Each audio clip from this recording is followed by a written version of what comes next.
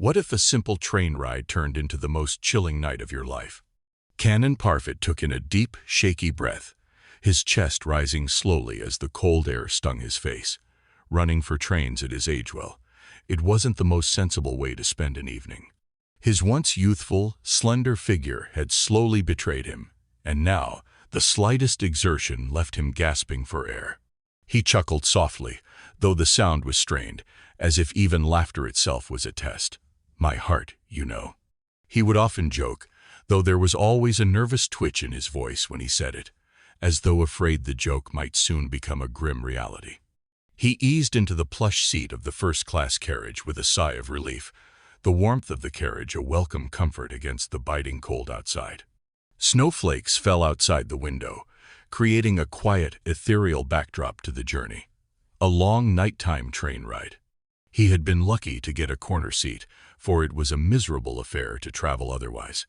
They ought to have a sleeper car on this train, he thought, glancing over at the 3 other corners already occupied by other passengers.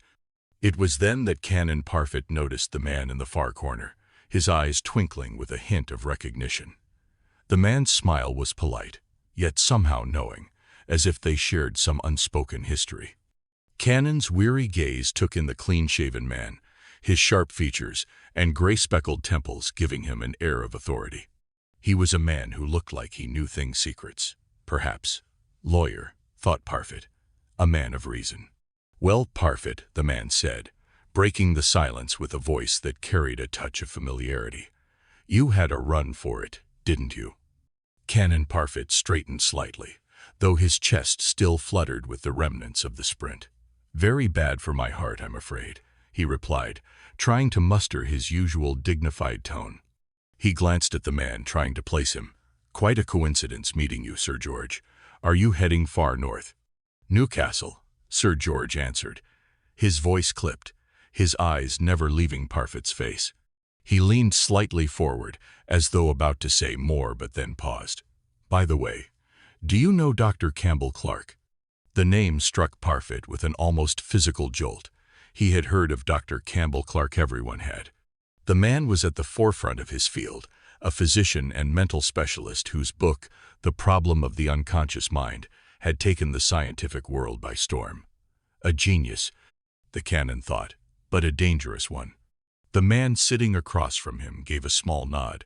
He wasn't a towering figure, yet there was something about him that commanded attention, something unsettling in the steadiness of his gaze, something forceful in the way his reddish hair, now thinning at the temples, caught the light. Parfitt caught himself staring and quickly looked away, his fingers twitching nervously at the hem of his coat. Suddenly, there was a shift, a subtle, imperceptible change. Dr. Campbell Clark spoke again, this time with a smile that didn't quite reach his eyes. "I've heard of you, Canon Parfitt. Your scientific sermons. Quite impressive." There was an edge to the compliment, something oddly hollow. The Canon smiled modestly, although a small part of him felt uneasy. A hit with the press, he thought, but for the wrong reasons perhaps. "I have read your book with great interest," he responded, trying to keep his voice steady. "Though I'll admit, it's a bit technical in places for me to follow." Before Dr. Clark could respond, Sir George chimed in. "Are we for talking or sleeping, Canon?" he asked, a smirk tugging at the corners of his lips. "I'll confess, I suffer from insomnia. That's why I'm in favor of the former." "Of course," Parfitt said quickly, eager to avoid any further awkwardness. "I seldom sleep on these journeys anyway, and the book I have with me is quite dull." Sir George chuckled, the sound of it low and knowing. "We seem to have quite the group here," he remarked, glancing around the carriage. "The church, the law, the medical professional we need is a politician, and we'd be unstoppable." Dr. Clark smiled, but it was more a shift of his lips than an expression of genuine warmth. "We are indeed a representative gathering.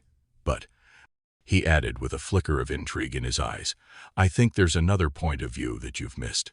Sir George arched an eyebrow, clearly intrigued. "Another point of view?" "The point of view of the man in the street," Dr. Clark said, his voice dropping slightly, as though the words held more weight than they appeared. Is that really so important? Sir George scoffed. The man in the street is usually wrong.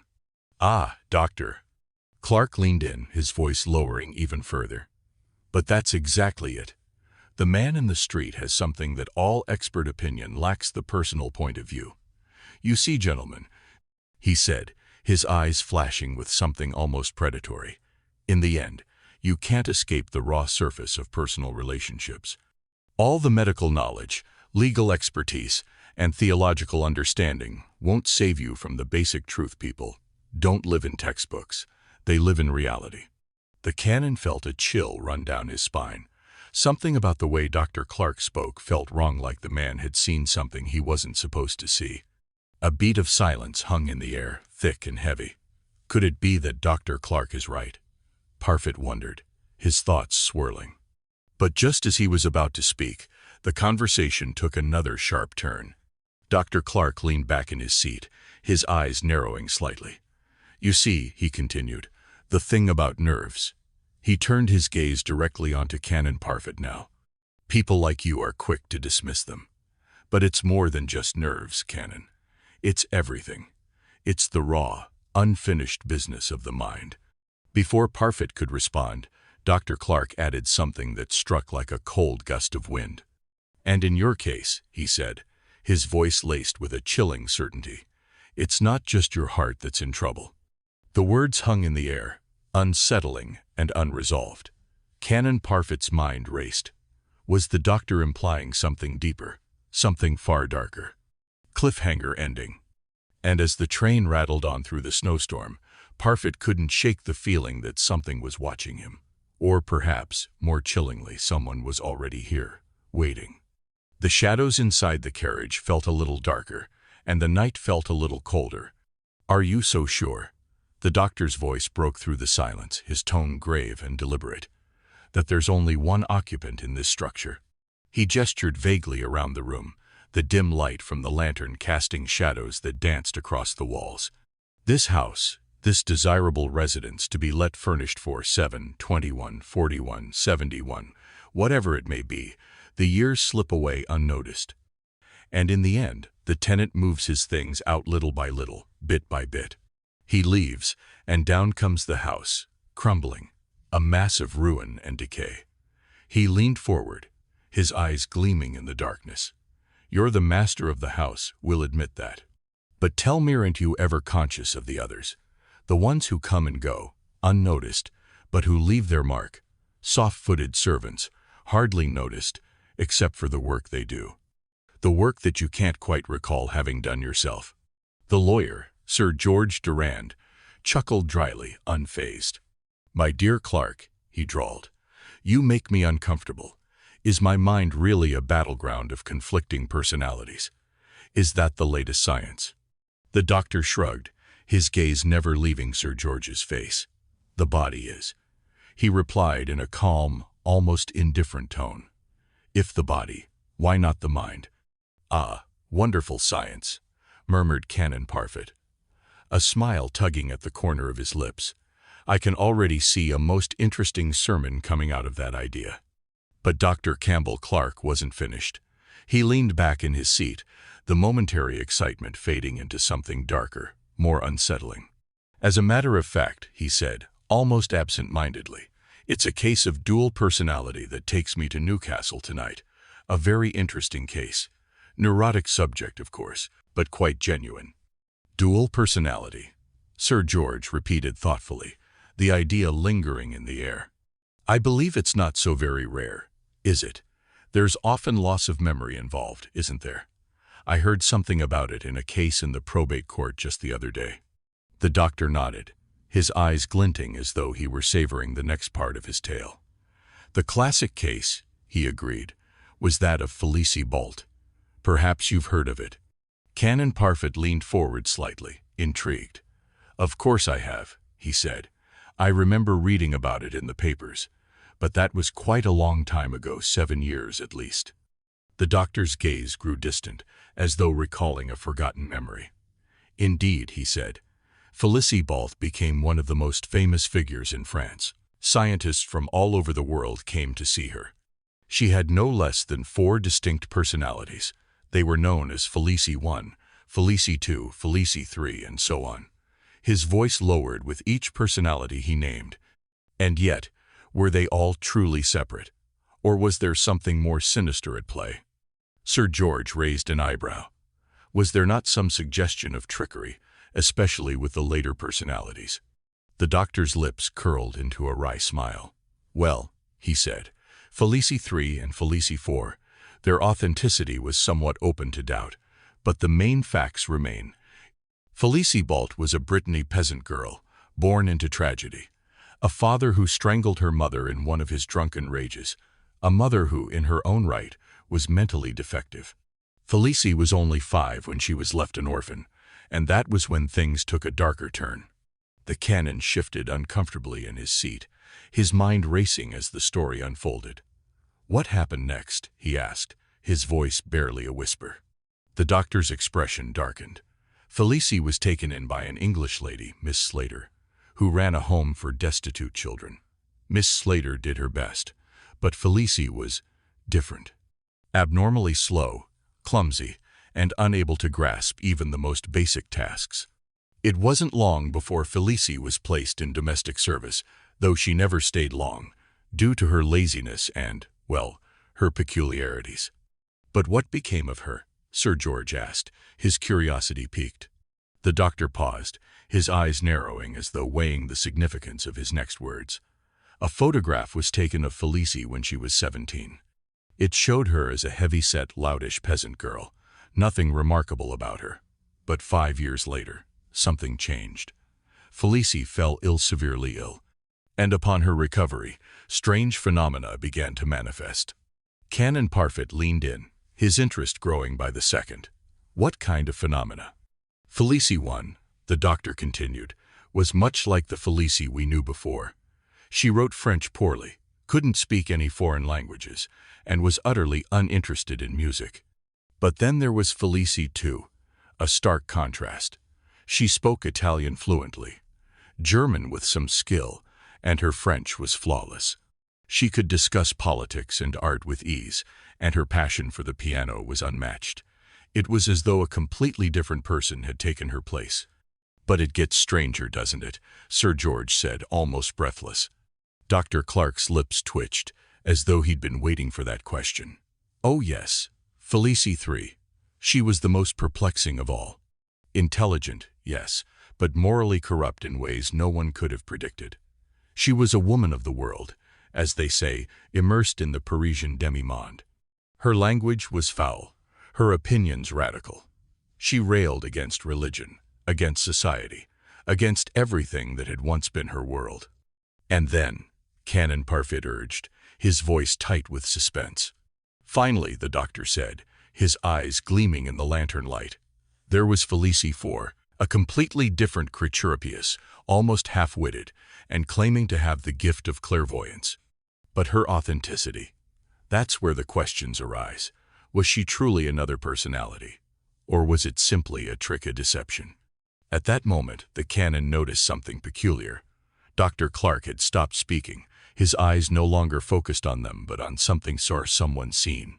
It was a look of subtle amusement, something almost mocking, and it made the Canon shiver. Felicie's case, the doctor continued slowly, almost as if savoring the moment, was one of the most puzzling, the most fascinating of all time. But there's more to this story. More to Felicie's true identity, and the dark forces that may have shaped her. And soon, you'll understand how closely her case is linked to my current investigation. The air grew tense. The flickering shadows in the room cast an eerie glow on the faces of those gathered. As they leaned in, hanging on his every word, the doctor's voice lowered once more. And I'm not the only one seeking answers. The tension is now thick, the mystery deepening. The doctor has hinted at something far more sinister and personal than anyone had imagined. What connection does this case have to his own life? And what dark forces are pulling the strings? Raoul Letardeau's voice dropped to a whisper as he continued. The other men leaned in closer, the dim light of the carriage flickering with every curve of the train. He was recounting memories long buried, and the weight of his words pressed down on the group like a heavy storm cloud. Annette Ravel, you see, was no ordinary girl. She was a force of nature, fierce and ambitious in ways that even I couldn't have predicted. From the moment she entered Miss Slater's orphanage, I knew she would be someone unforgettable. Raoul paused, glancing at each of them in turn. His pale face became even more drawn in the low light, like a man haunted by the ghosts of his past. Her eyes, gentlemen, were like fire. It wasn't just the mischief or the youth in them. There was something darker, something that made me believe she could see right through me, as if she knew all my secrets before I even knew them myself. He leaned forward, voice barely audible now. She had this power over people, a pull that could make even the most stubborn men bow at her feet. The Canon, his usually composed demeanor faltering, cleared his throat. And Felicie? What of her? How did she fit into this story? Raoul's lips twisted into a wry smile, his eyes gleaming with the memory of a time long past. Ah, Felicie, he said with a sigh, as if her name brought back a flood of bittersweet recollections. Felicie was different. Simple, quiet, almost too eager to please. She wasn't as ambitious as Annette, nor as quick-witted, but she had something Annette didn't: loyalty. Blind loyalty. And that, gentleman, was her curse. He paused, drawing a deep breath. The train rumbled as it sped through the night, the rhythmic sound filling the silence between them. Raoul's gaze fixed somewhere far off, as though seeing the events unfold right before his eyes. You see, Annette was always dreaming of greatness. She would drag us both down to the beach, just before sunset. Her skin would glow like porcelain against the fading sunlight, and she'd dance like a goddess, so sure of her destiny. She would talk about the future, her voice full of wild promises. Raoul mimicked her voice, his tone becoming mocking and dreamlike. I'll dance in Paris. I'll have thousands of silk stockings and villas in the south. I'll be the Stairbury man's desire, every woman's envy. He shook his head, as if trying to shake off the memory. But as she spoke, I could see the darkness in her too. The way she treated Felicie, always teasing her, mocking her, always belittling her. Felicie, poor thing, never said a word in response. She was too loyal, too afraid to confront Annette. But you could see it in her eyes, the simmering anger, the hurt. A shadow crossed Raoul's face, and for a moment the smile faded from his lips. Felicie, in her own way, loved Annette obsessively. But that love was poison, a slow burn. They would fight, they would clash. It wasn't just over silly things, no. It was much darker than that. Annette would say things, cruel things, about Felicie's parents. The way her father had abandoned her mother, leaving her to die in poverty, unloved. And Felicie would snap, always just a little too quickly, always defensive, as if the words hurt her more than anyone knew. The tension in the air grew thicker, as if the train itself had slowed in anticipation of the next revelation. Then there was that day, do you remember? Dr. Clark, Sir George, the day when Annette took it too far. The men nodded, though none dared speak. The air felt electric now, like a storm on the horizon. Raoul's voice lowered even more, barely a whisper. Annette had been pushing Felicie too much that day, teasing her about her father, making cruel jabs about how Felicie would never be good enough, how she would always be just a servant to Annette's greatness. It wasn't just words anymore.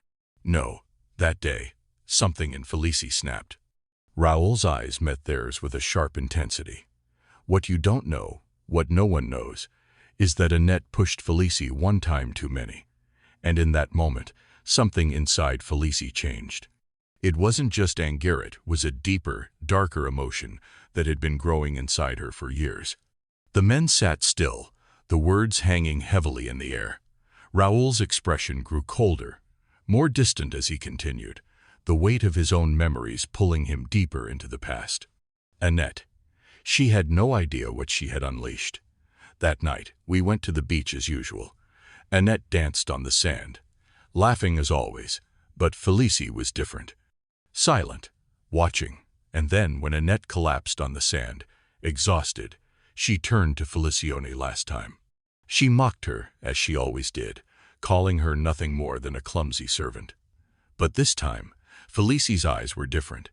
There was no anger, no hatred, just a cold, empty look. Raoul's voice grew quieter still, his eyes flickering in the dim light. That was the last time anyone saw Annette Ravel alive. The group was silent, each man processing the shock of Raoul's words. The Canon finally spoke, his voice barely a whisper. You're saying that Felicie—" Raoul nodded, but before he could say another word, the train jolted to a stop. The sound of the engine grinding to a halt echoed through the compartment. Raoul stood abruptly, his face unreadable. He checked his watch. "Well, gentlemen, this is where I leave you. But I'll leave you with one thought. What happened to Annette? Was it really just Felicie's fault? Or was there someone else at play, pulling the strings from the shadows?" With that, Raoul turned and disappeared into the night, leaving the three men in stunned silence. The question hung in the air, unanswered and unresolved. As the train doors closed with a hiss, they realized one thing. They had only scratched the surface of a mystery that reached far deeper than any of them could have imagined. The game of hypnotism. It was an innocent enough idea at first, or so Annette thought. I could see the gleam in her eyes as she spoke of the plan, her voice tinged with an excitement I hadn't heard in years. She had always been clever with her tricks, but this one seemed different. "Raoul," she whispered, pulling me aside, "today we shall have fun like you've never seen. Felicie will be our entertainment." Her eyes glinted mischievously, but there was something about her expression that made the hairs on the back of my neck stand up. "What exactly do you mean?" I asked, but the question hung in the air, unanswered, as Annette's grin widened. She led me behind the small shed at the edge of the playground, where she pulled out an old book from her bag. "Look at this," she said, flipping it open with a flourish. "Hypnotism. A lost art, they say. It's simple, really, just the right object and the right words." Her fingers traced the pages, but her eyes, those sharp, calculating eyes, were already elsewhere, already planning. "Felicie will be perfect for this," she muttered under her breath, a twisted smirk tugging at her lips. "She's so simple, so easily controlled. All we need is a little light, a little focus." I was hesitant. There was something deeply unsettling about it, but I didn't voice my discomfort.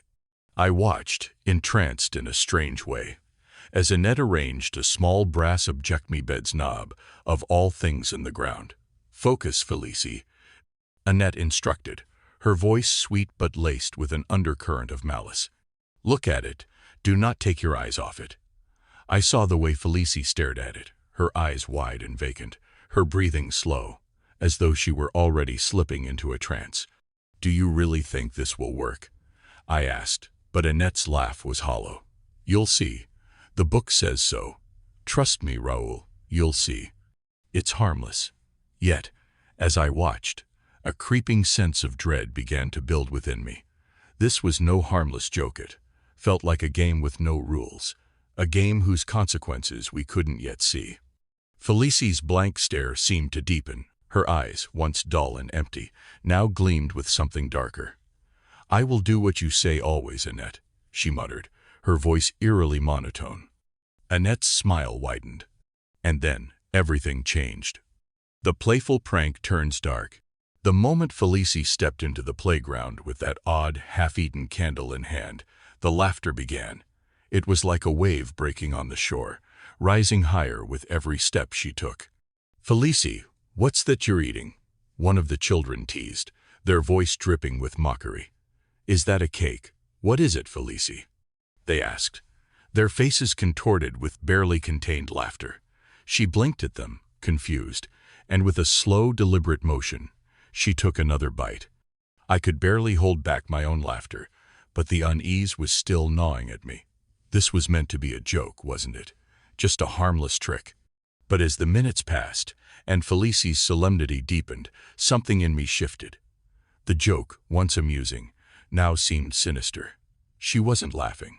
She wasn't joking. She wasn't there anymore, not in the way we understood people. Every time a child approached her, asking if it was the best galette she had ever tasted, her answer was the same: each word punctuated by a mechanical nod. Yes, it is the best galette I have ever tasted. And then she would continue, her mouth chewing slowly, mindlessly. I could almost feel the tension in the air, thick and oppressive, as though the very ground beneath us was about to give way. I could see Annette's glee turning to something else, something darker. There was no real joy in her laughter anymore, just an echo of it, as if it had grown hollow. But then, something happened.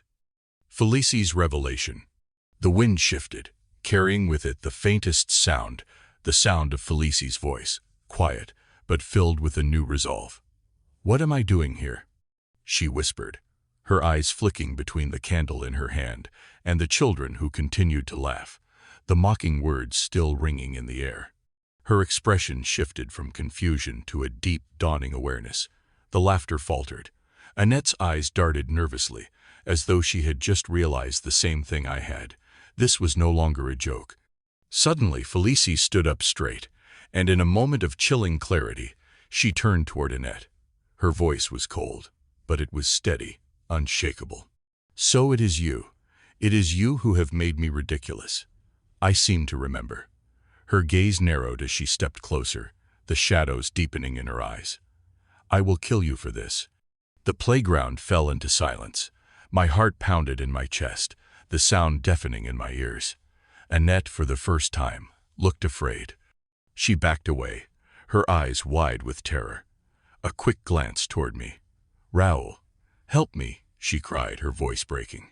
It was only a joke, nothing more. But Felicie wasn't listening. The soft, terrifying whisper of her words echoed in the tense air. "I do not like these jokes. You understand? I hate you. I hate you all." And with that, she ran off, her footsteps heavy and filled with purpose, as Annette cowered behind me. I could feel the weight of the moment pressing down on me, the foreboding sense that this was only the beginning. The tension escalates. For days after that, the atmosphere in the home grew thick with an unspoken tension. Annette, once the undisputed leader of the group, now walked on eggshells. She could no longer command Felicie with the same ease, and the other, myself included, watched from the sidelines, unsure of what would happen next. It was clear that Felicie had changed. That moment, that chilling proclamation, had shattered something inside her. Annette's former charm now seemed like a mere shadow, a mask she wore to keep everyone around her under control. But beneath it, I could see the fractured smile never quite reached her eyes anymore. She worked tirelessly to prove herself, her ambition stretching higher and higher. The public adored her, of course, and she reveled in it. But I couldn't shake the feeling that something was wrong.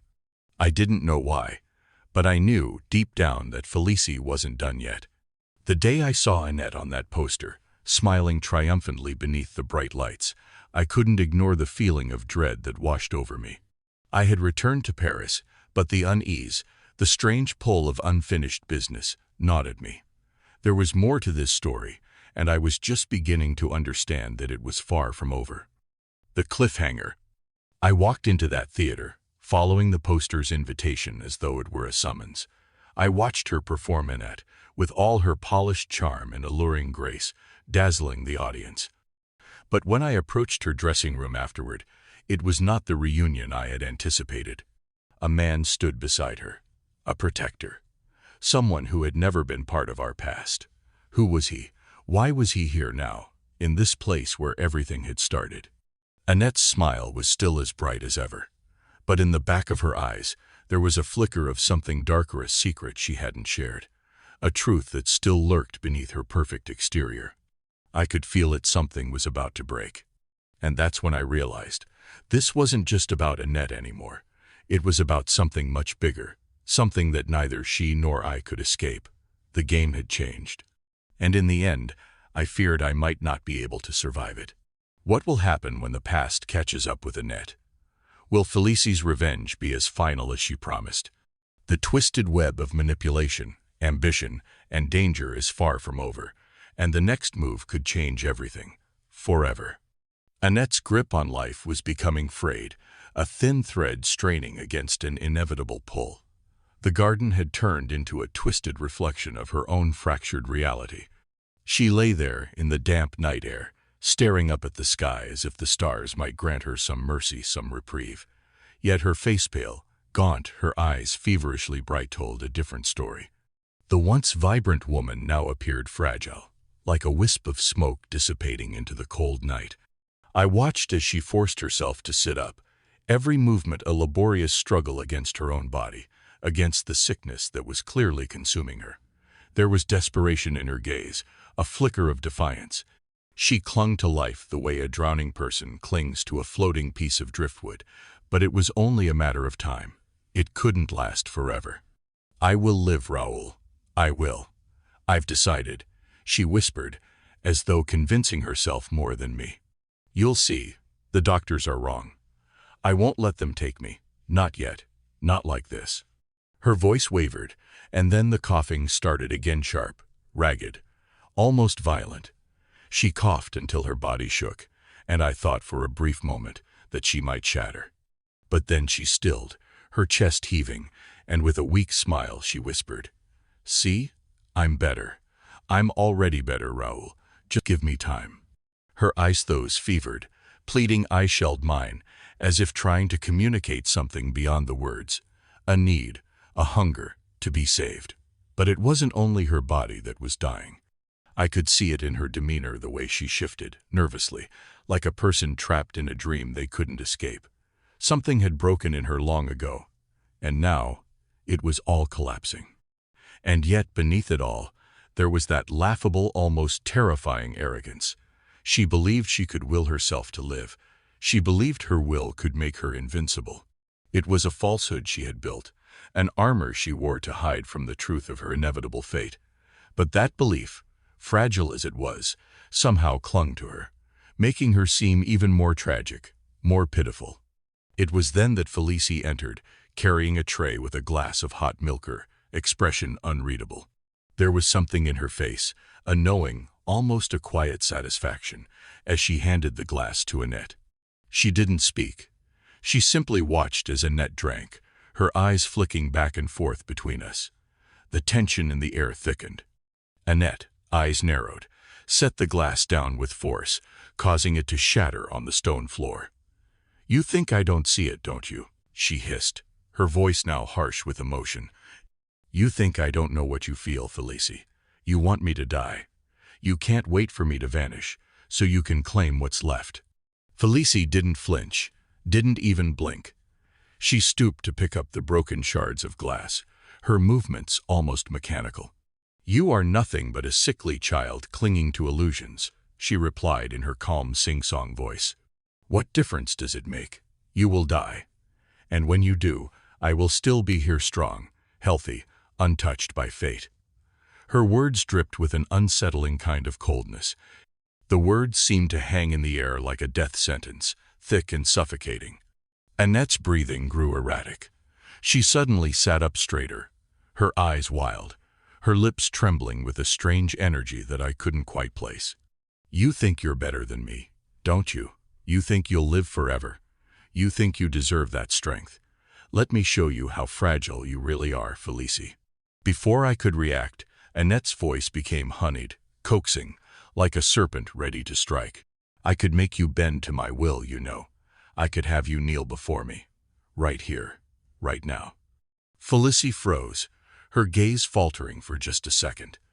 Annette's words were like a magnetic pull, and to my horror, Felicie sank to her knees without hesitation. There was something almost unnatural about it, the way Felicie's arms spread out wide, her face vacant, like a puppet obeying some dark command. "See?" Annette laughed, the sound sharp and cruel. "How easily you fall, Felicie. You are nothing but a puppet, my puppet." The laughter echoed, hollow and bitter, as if the world itself were mocking them both. But it wasn't just a cruel joke, it was something darker, something far more insidious. I couldn't look away, yet I couldn't make sense of what was happening before me. Felicie's expression was blank, yet I could see something else, something darker, hidden beneath the surface. She had obeyed Annette's command, yes, but her eyes. There was a flicker there, a spark of something I couldn't place. As Annette lay back, exhausted from her display. I noticed Felicie's face, twisted in a small, almost imperceptible smirk. She picked up the broken glass, moved slowly away, but before disappearing into the shadows, she turned and looked back over her shoulder. The cold resentment in her eyes hit me like a knife. I had no words. The strange silence that followed felt suffocating. Annette's will to live was now a palpable thing, festering, pushing her deeper into madness. But in that moment, I sensed something darker, more dangerous. The power in Felicie's eyes, the cold smile she hid, told me that this situation was far from over. As Annette's frail body struggled against the inevitable, I couldn't help but wonder who, in the end, would truly survive. Cliffhanger ending. But just as I turned to leave, I heard Annette's voice whisper, weak but sharp, "Raoul, there's something I need to tell you." Her words lingered in the air like a poison, and for the first time I realized I may never know the truth until it was too late. I did not know it, and was very much surprised to hear it. Felicia learning the piano. I would have declared the girl would not know one note from another. Miss Slater paused, her voice trembling slightly as she spoke. "She has talent, they say," she continued, her brow furrowing. "I can't understand it. I have always put her down as well, Raoul. You know yourself, she was always a stupid girl." I nodded, half listening, half distracted by the faint echo of the haunting melody from somewhere in the house. It had a dissonant quality, like it was struggling to break free from some long-held tension. "She is so strange in her manner, sometimes I really don't know what to make of it," Miss Slater muttered, as if trying to make sense of a puzzle that had no solution. A few minutes later, I entered the salle de lecture, the grand room draped in shadows, flickering candlelight playing tricks on the walls. And there she was, Felicie, sitting at the piano, her fingers dancing across the keys with an uncanny precision. The musicet was the same air that I had heard Annette sing in Paris. A chill ran down my spine. I froze in the doorway, my breath caught in my throat. How could Felicia, this clumsy, childlike woman, be playing such a delicate piece? I took a step forward, but at the sound of my footstep, she abruptly stopped, her head whipping around, eyes wide and gleaming with something dangerous. Her gaze was full of mockery, like she had just uncovered a hidden secret I hadn't even known I was part of. "Tiens," she said, her voice a strange mix of amusement and something darker. "So it is you, Monsieur Raoul." I shivered, my name on her lips sounding less like an acknowledgement and more like a challenge. There was something unfamiliar about her tone, something off-kilter, as if she had suddenly become someone else entirely. "Why, Felicie," I stammered, my voice barely escaping me, "you look quite different today." "Do I?" she replied, her voice soft and almost seductive, her lips curling into a playful smile. "It is odd that—" "But do not be so solemn, Raoul, decidedly. I shall call you Raoul. Did we not play together as children? Life was made for laughter, after all. But come, let us talk of the poor Annette who is dead and buried.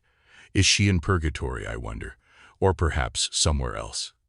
She hummed a tune under her breath, and tuneful. Yes, but the words, they struck me like a hammer to the chest. "Felicie," I whispered, my heart pounding in my ears, "you speak Italian." Her laughter was unsettling, mocking. "Why not, Raoul? I am not as stupid as I pretend to be, perhaps." She said it with such casual confidence, like the very idea of playing a part was something she had perfected. "I don't understand," I began, my voice barely above a whisper, the unease clawing at my insides. She interrupted me, her expression twisting into something almost sinister. "But I will tell you. I am a very fine actress, though no one suspects it. I can play many parts and play them very well." She smiled, her teeth gleaming unnaturally white in the dim light. And just like that, she was gone, out the door in a flash, leaving behind only the echoes of her cryptic words. I stood there, bewildered, my mind racing to make sense of the encounter. But the tension in the air wouldn't let me think straight. Hours later, I found her again, this time slumped in an armchair. Her body was still, too still. The sound of her snoring broke the silence, oddly comforting in its normality. Yet something was wrong, something was off. I approached cautiously, watching her chest rise and fall with each shallow breath. Suddenly she jerked awake, her eyes wide, unblinking. It was as if the very life had been drained from them. "Monsieur Raoul," she mumbled, her voice hollow, distant. "Too was dreaming, Monsieur Raoul. But it is so strange. So strange." She blinked slowly, then sat up in a daze. "You want me to play? Play for you?" I was about to respond. But then the words tumbled out of her mouth, and I froze. "You are laughing at me, Monsieur Raoul. I play? How can a poor girl like me play?" Her voice was unrecognizable now, shaky, unsure. Her gaze was wild, and her hands, twitching and trembling, gripped the armrest with unnatural strength. For a long moment, there was silence between us, thick and suffocating. Then, almost as though she was speaking to herself, she whispered, "Monsieur Raoul, there are strange things going on in this house. They play tricks on you. They alter the clocks.